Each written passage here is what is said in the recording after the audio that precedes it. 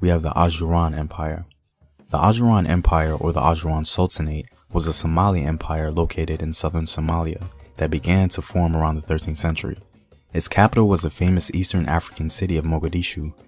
Mogadishu is Somalia's largest city, and in its early days, it was a small fishing village like the many villages along the Eastern African coast. Later, it became part of the network of trading towns that existed between Africa, Arabia, India, and as far away as China. Mogadishu's ideal location and its interaction with the rest of the world made this Ajuran city very wealthy. After the arrival of Islam, Mogadishu became the adopted home of Asiatic travelers and seafarers, and these immigrants contributed to the diversity of the city's population. In the early 16th century, a Portuguese writer named Duarte Barbosa had this to say about Mogadishu. It has a king over it, and is a place of great trade and merchandise. Ships come there from the kingdom of Cambay and from Aden, with stuffs of all kinds, and with spices.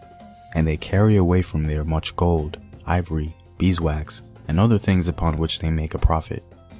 In this town there is plenty of meat, wheat, barley, and horses, and much fruit. It is a very rich place.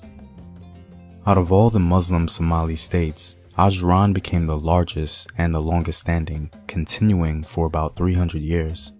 It also became the only primarily hydraulic empire in Africa. As a water-dominant dynasty, the Sultanate monopolized the water resources of the Juba and Shabelle rivers. Despite the little information we have about Ajuran, we know that the Sultanate applied Sharia law, established a strong standing army, and gave priority to building water supplies and building fortifications. They are also credited with defending Somali territories from the Oromo and Portuguese raids and spreading Islam across the whole region.